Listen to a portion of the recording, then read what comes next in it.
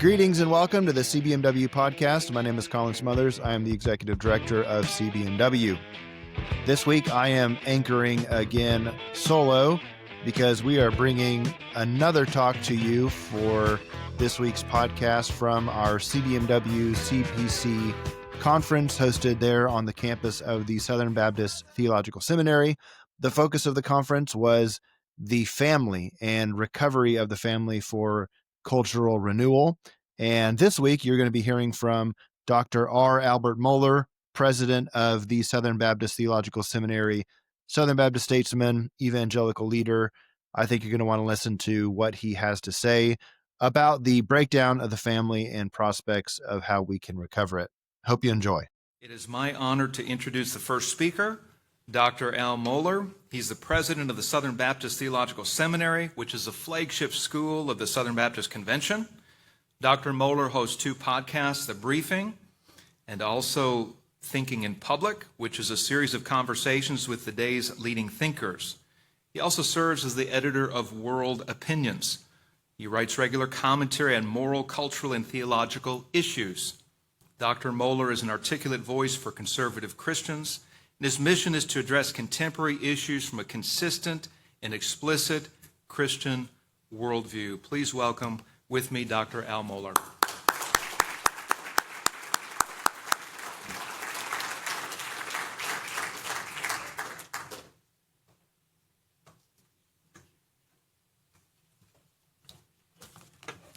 Thank you. It's very good to be with you. It's a bit of an obstacle course getting up here. Having accomplished that, now's the easy part. I appreciate Richard Nelson and the work of the Commonwealth Policy Center. I'm glad to be here with him. I'm glad to be here with my colleague, Denny Burke, and especially glad to have Dr. Ryan Anderson here. And so I'm looking forward to this evening along with you. And we're going to be talking about important things. And hopefully we will do so in a very helpful way. And we do so with a sense of sobriety, indeed, just because of recent events. We also do so we have a sense of seriousness. But we are here in the name of the Lord Jesus Christ. And he is the one who said, I have overcome the world. And he has not called us to anything that we are not capable of doing in his name, in his power, for his glory. And that includes the defense of the family. So we may be tired soldiers tonight, but we're happy soldiers. And that's the way it is to be in Christ's kingdom. I've been asked to speak about the inspiring topic of the decline of the family. There is a sequence here tonight in terms of these presentations, and it follows a rather traditional rhetorical pattern. We're going to move from problem to solution in the course of this program. And I want to be most helpful in the time that is allotted to me, really to paint a picture of what we are up against and to track, at least to some extent, how this has happened. Sociologists looking at the last, say, 200 to 300 years would look at certain break points, and they would divide history into what is now rather commonly referred to as early modernity, modernity, and late modernity. Now, if you figure that out, brothers and sisters, we are in late modernity. Now, the problem is, of course, what in the world comes after late modernity. I don't think it's going to be later modernity.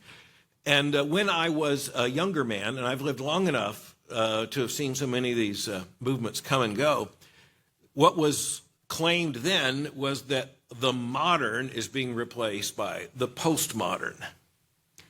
And especially in French thought, and as it came over, because the Americans have always been infatuated with anything that comes with a French accent as an intellectual idea. Ennui, it's not new. It's an old infatuation. But as is almost always the case, you do an archaeological investigation, and the Germans are driving the troops, and the French are given the slogans. And the whole postmodernist thing.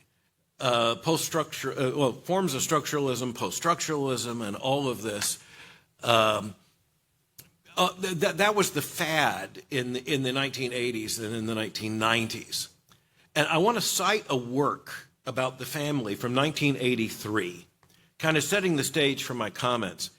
And it is by someone who was incredibly well informed to speak about these issues. But I want us to notice how he spoke about them. His name is Peter Berger, very prominent, perhaps the most prominent American sociologist of the time. And his wife was Bridget. So Peter and Bridget Berger together wrote a book entitled The War Over the Family. It was published in 1983. Now, in 1983, in the world of the American Academy, the subversion of the family and of marriage, the results of sexual libertarian movements and all the rest, they thoroughly engaged in a long march through the institutions.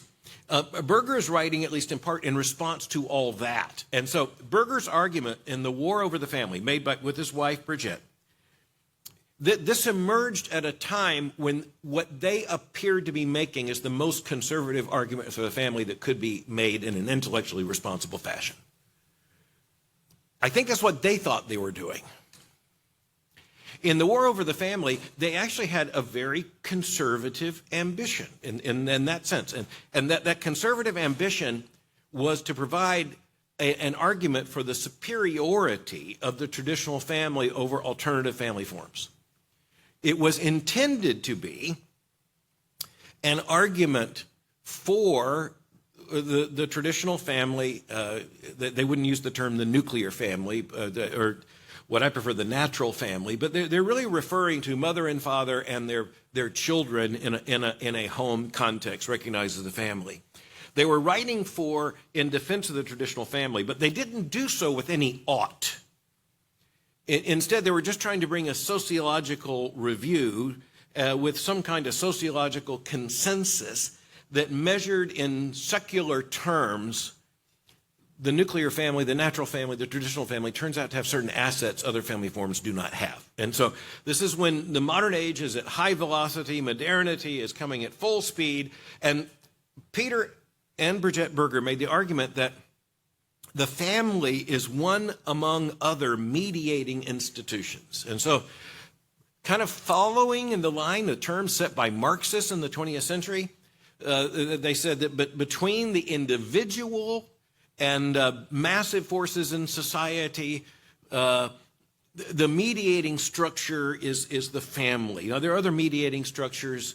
This is where you end up with kind of the thesis Robert Putnam would make famous and Bowling Alone and Robert Wethnow and others would think, that we need these mediating structures in society where there's the honorable order of the Elks or the local church, the PTA, and the family. Now, what I want us to note is that Peter and Bridget Berger were writing in secular terms. Their defense of the family is entirely secular in this book.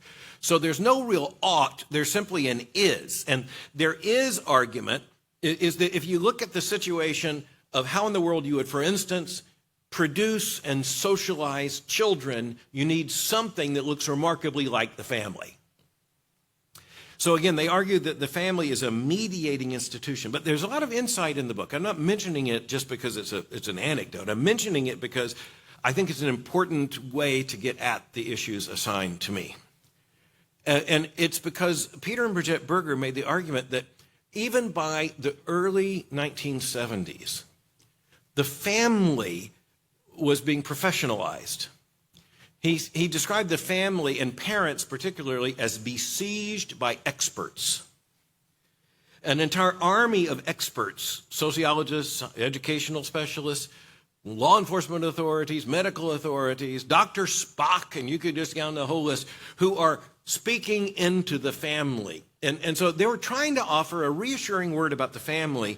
And again, they were trying in their own way to make an argument for what they called the traditional family.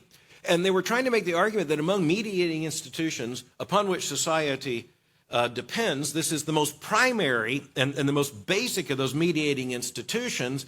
But at the end of the day, what they couldn't say is any ought. It was entirely an is.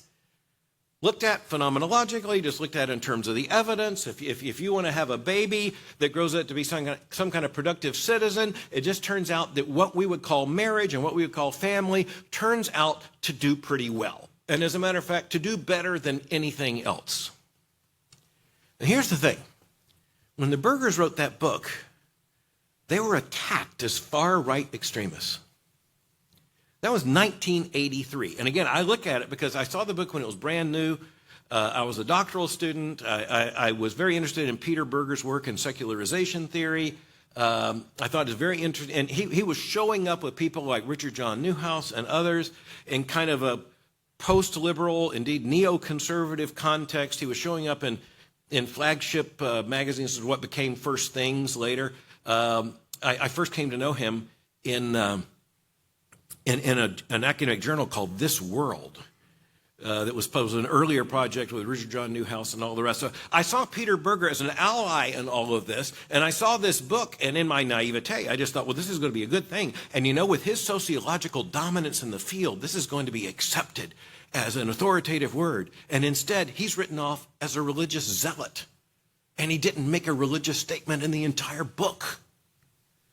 What does that tell us? It tells us that by 1983, if you make a serious argument on behalf of the natural family, whether you identify as a Christian or an Orthodox Jew or, regardless, you're going to be dismissed as some kind of religious quack.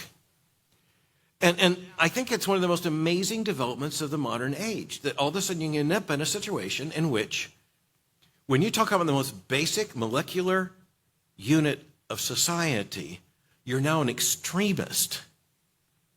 And again, the thing that I would fault from the Bergers is there's no ought here.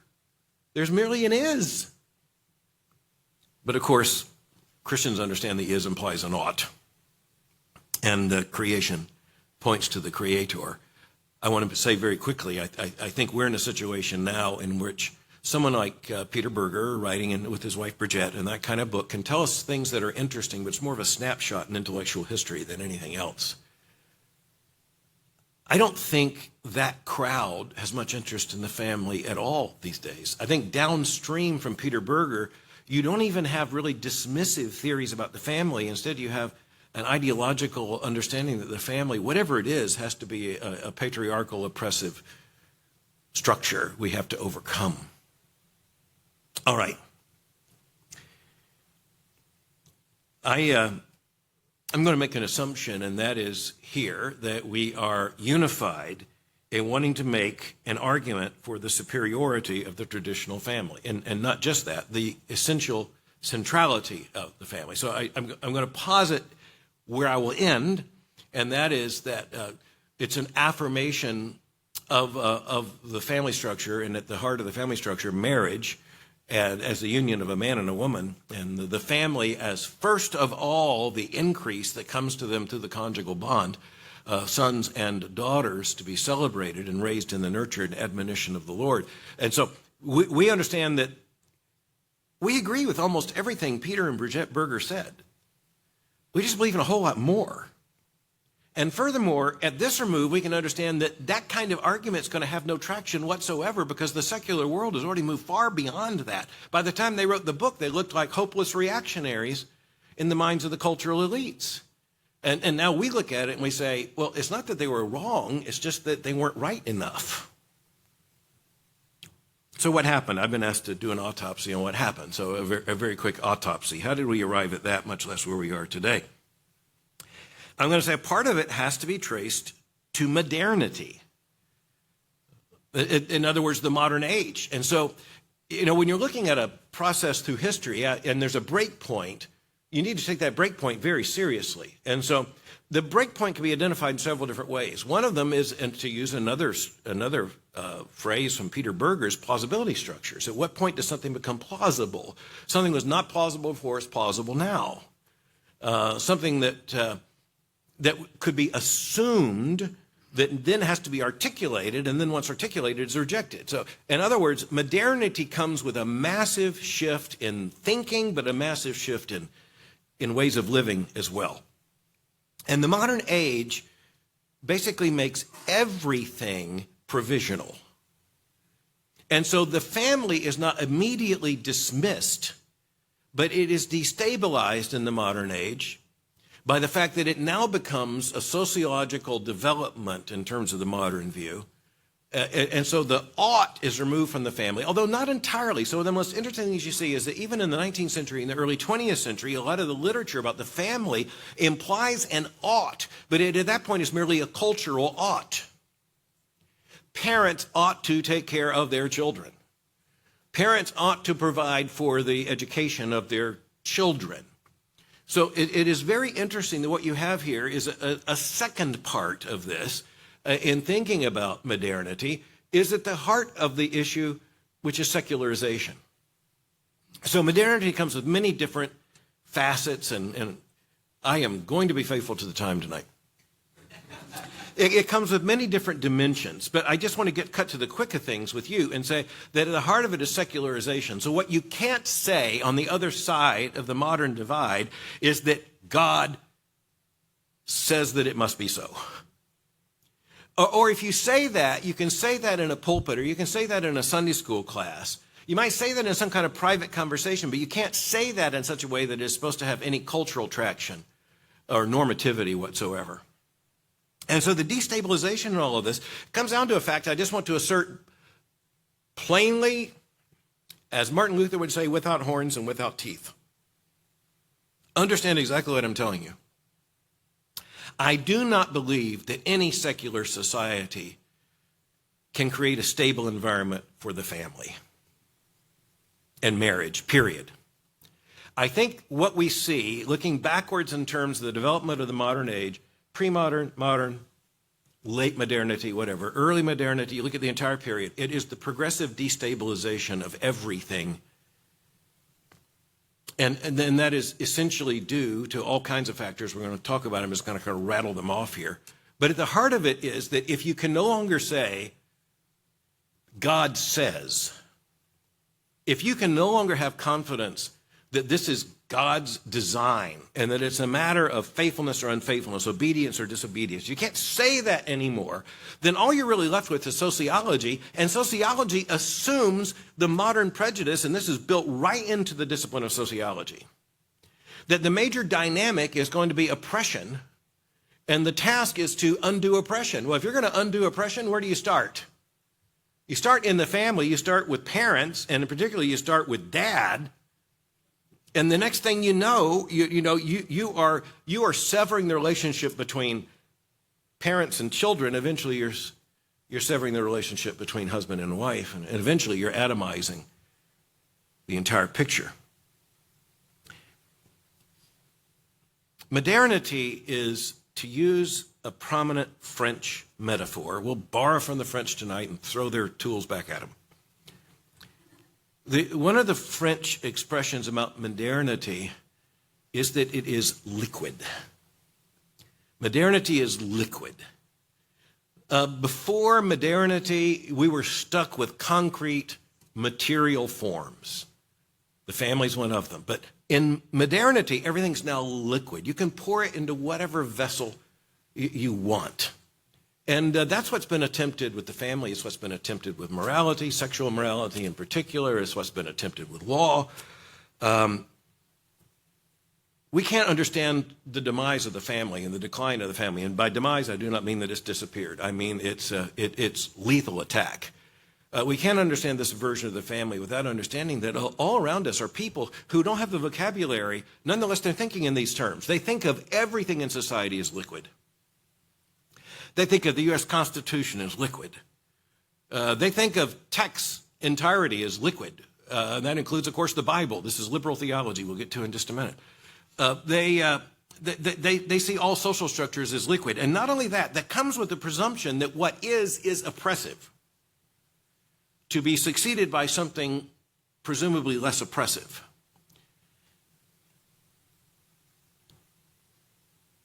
Some of this took the form of explicit ideology. I'm writing a book project about this right now, and so I'm re-entering territory I've been in for a long time, partly just to make sure I get my arguments in exactly the right order I want to get them in. So, I'll admit, like 4 o'clock in the morning, recently I found myself reading Betty Friedan. Okay, I will just tell you that if you suffer from insomnia, Betty Friedan is not a form of therapy to get over it. How many in this room know who Betty Friedan was? Okay, good grief. Very early feminist, ardent secularist. We won't go to but she called the family, marriage, nuclear family in the home, a domestic concentration camp.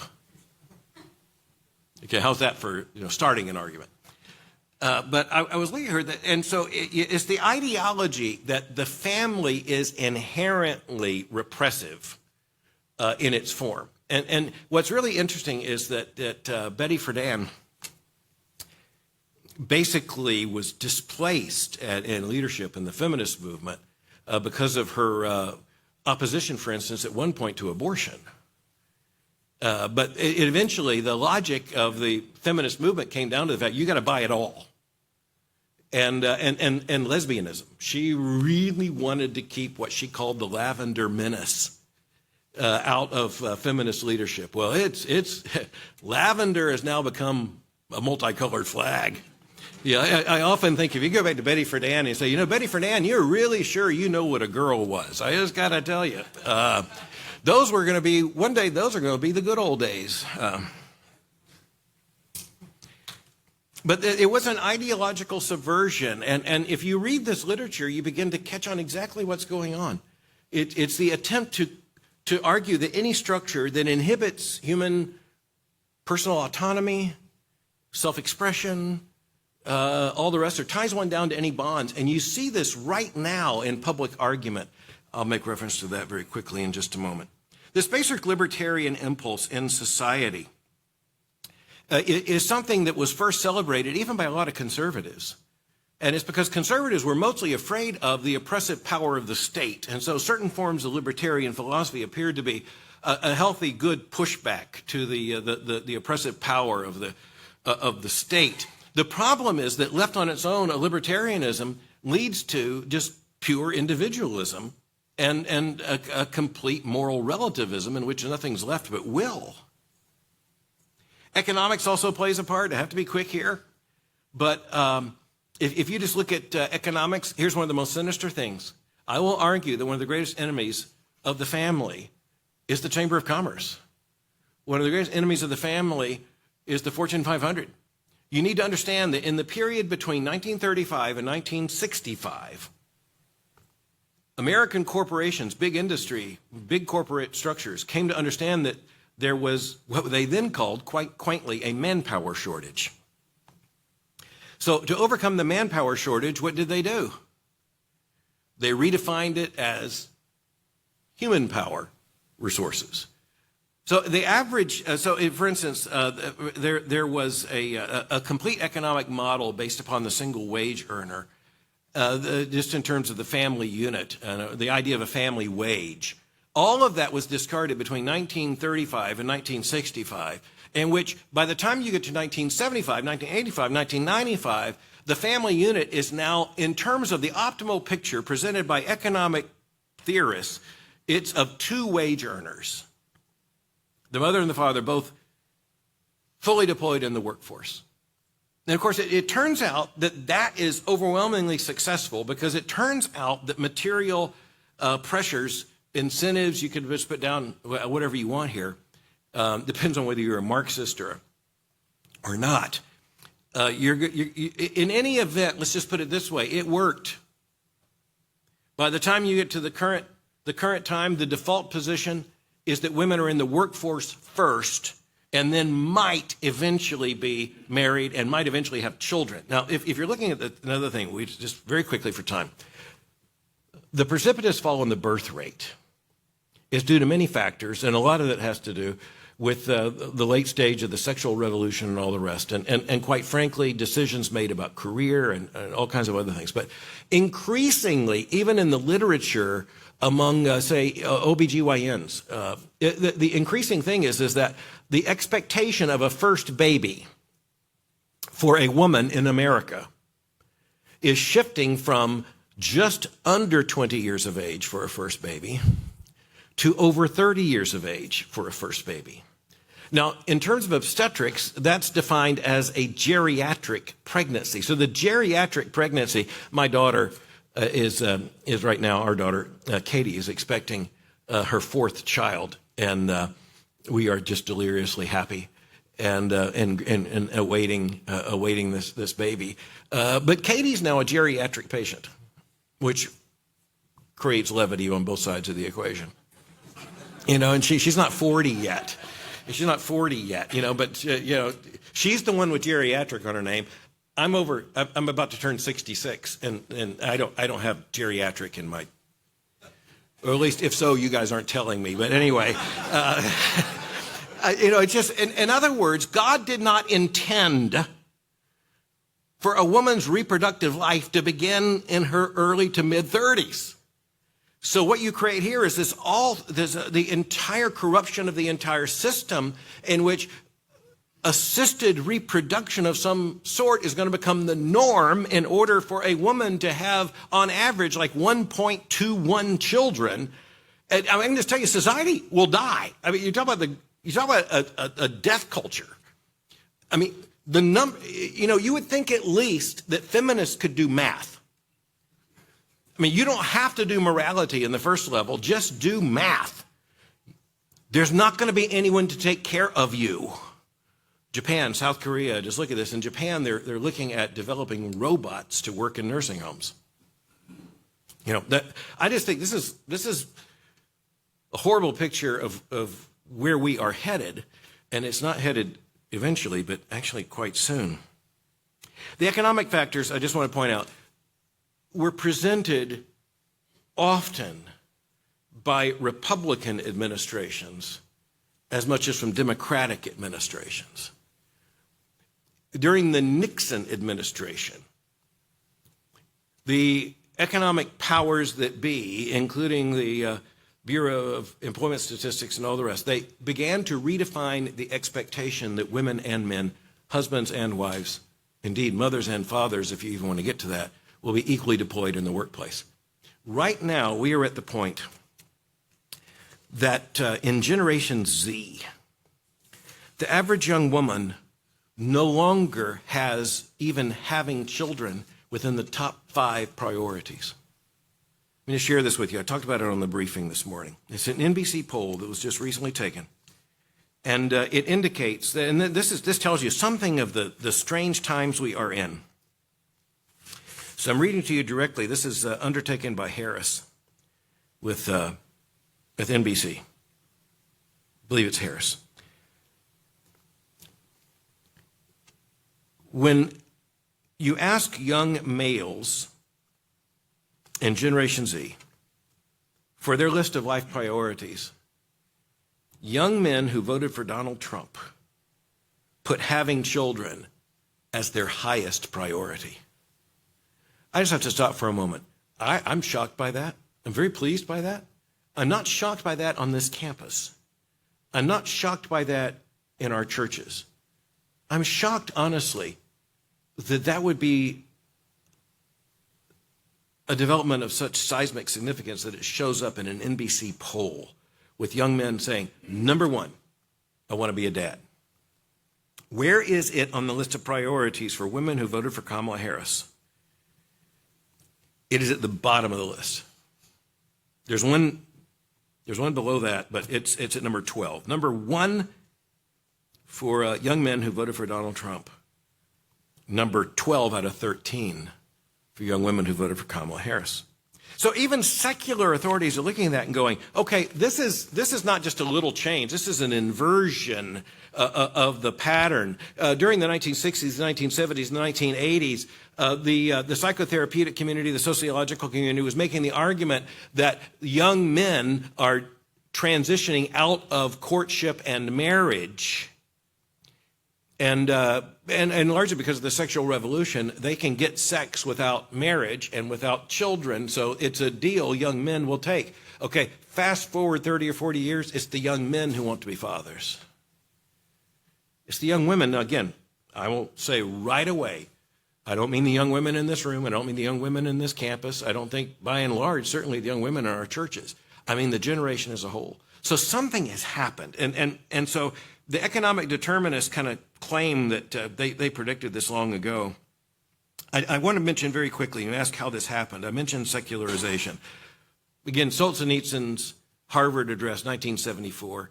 it still rings the bell. You ask how all this has happened. Men have forgotten God. That's how all this happened.